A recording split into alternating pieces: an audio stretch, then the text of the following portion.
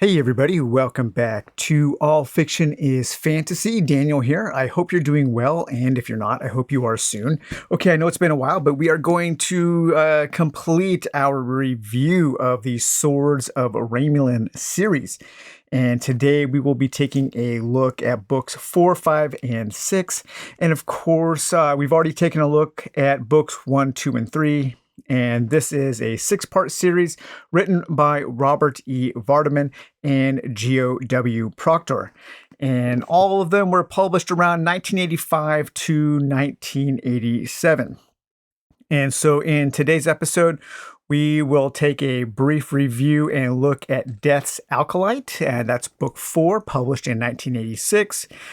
Book 5, The Beasts of the Mist, and that was published in 1986. And For Crown and Kingdom, book 6, published in 1987. And we'll also briefly at the end talk about kind of a few of my thoughts of this series overall. So books 4 and 5 are kind of interesting because they split the core party of 3 protagonists into 2 groups, or one single and a group. We have book 4 focuses solely on Lyanna and her journey back to her home and her quest for revenge, while book 5 focuses solely on Daven and Goran One-Eye and their seafaring journey aboard a slave ship. So let's talk in detail here about book 4, Death's Acolyte.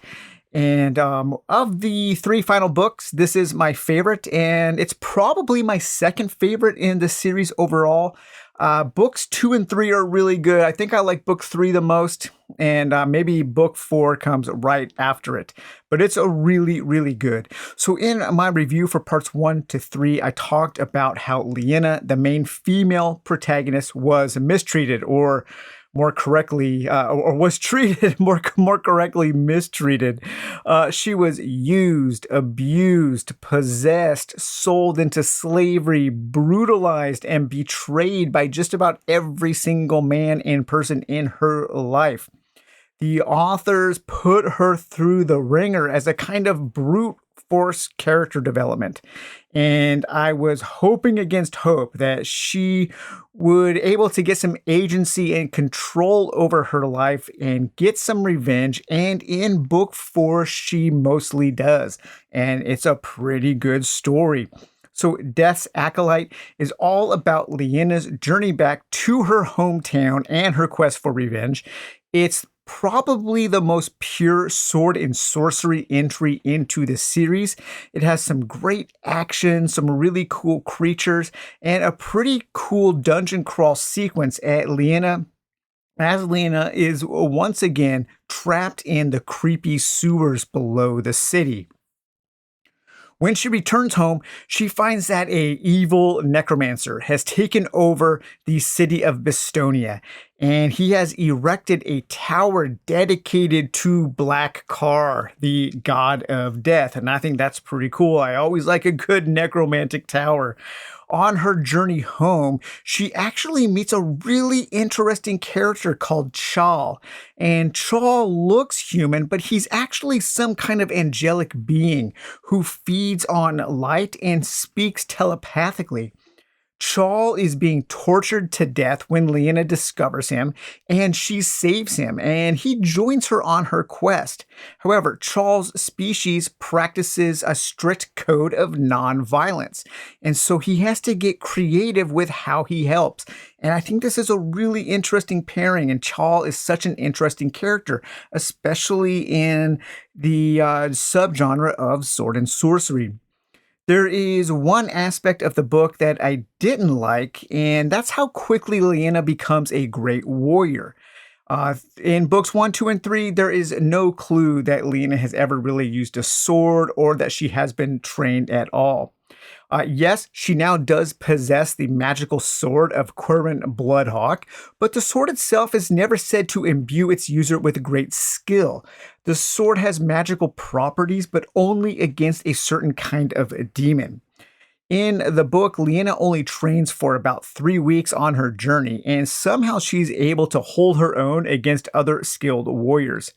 I think the authors could have solved this issue pretty simply by just saying that the sword was imbued with some kind of magical ability that grants its user great skill. I think that could have solved it. We're working in fantasy here. It's okay to say, well, how did that work? Magic.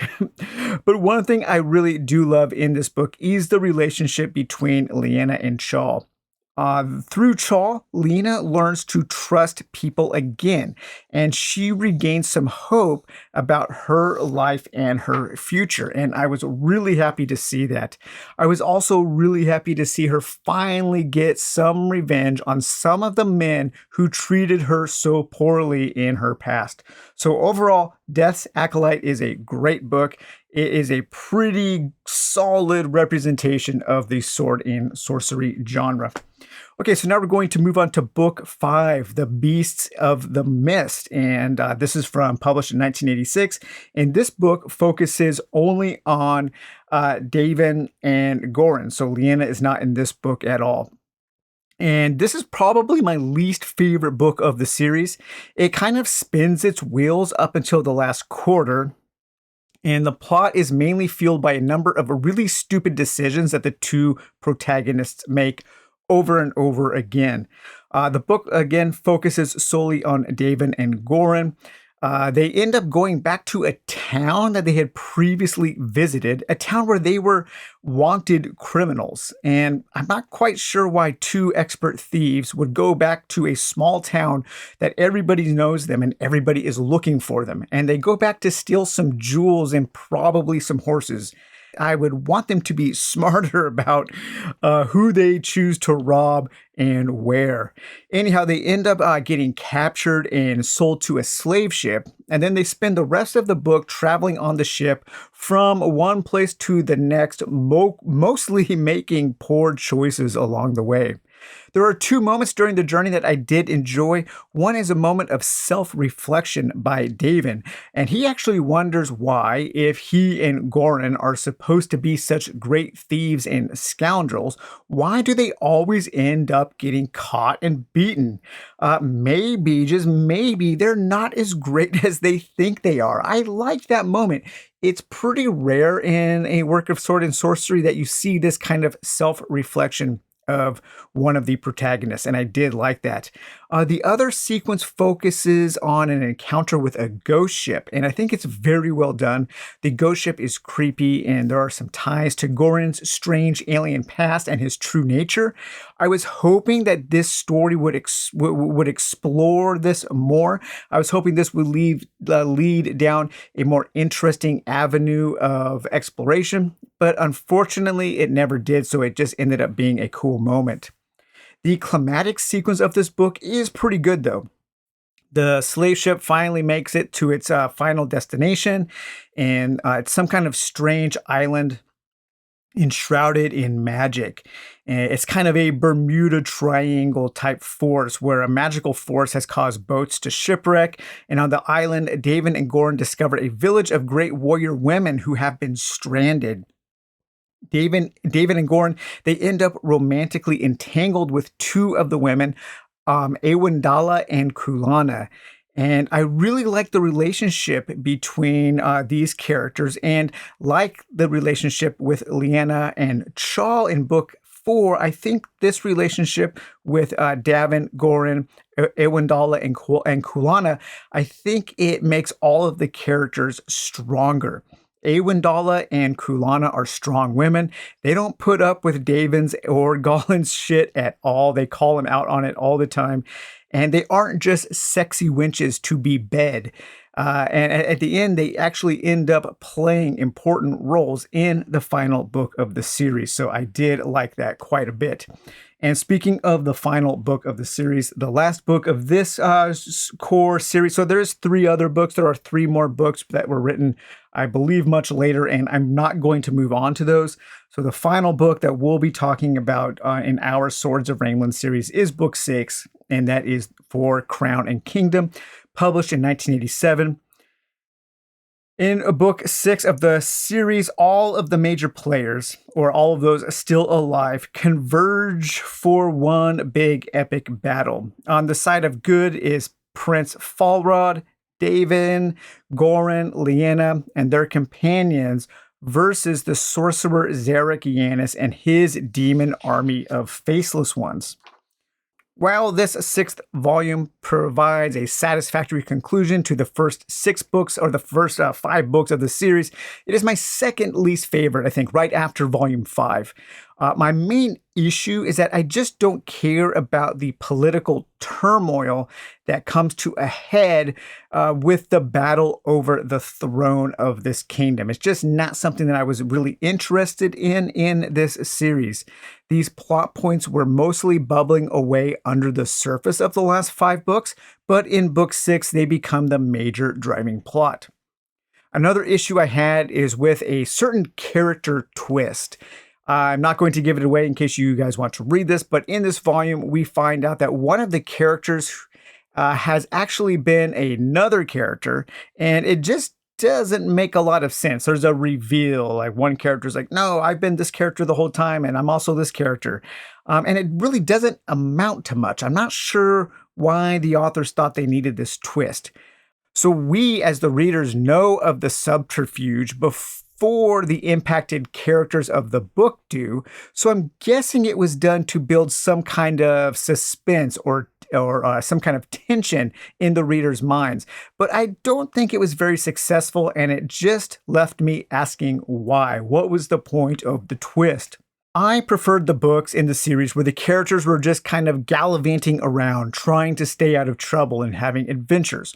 While I could understand that Lyanna would want something to do about the conflict over the crown because of her family lineage, I had a hard time believing that David and Goran would risk their lives over it. It just kind of seemed out of character.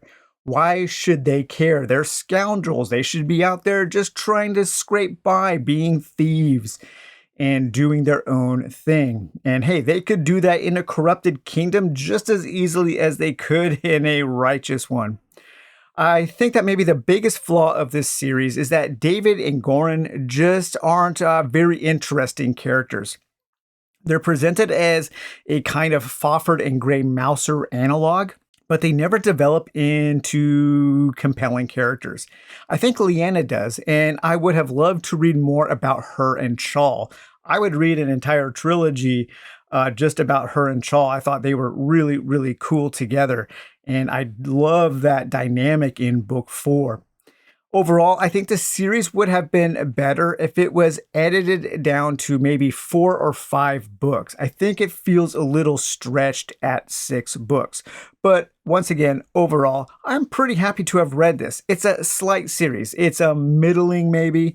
I think some people might feel that middling is a little too harsh, but I enjoyed it. There's definitely better examples of sword and sorcery, and there are definitely worst examples. I found it mostly entertaining, if somewhat forgettable. I don't think I would encourage anyone to take the time and effort to seek these out, especially if the mass markets end up getting kind of expensive. But if you're in a place with used books and you see them, you might want to pick them up and you might enjoy your time with them. So, all right, everybody. Well, I hope you enjoyed this overall series review of the Swords of Raemllyn, books 1 through 6. And we will talk to you later. Bye-bye.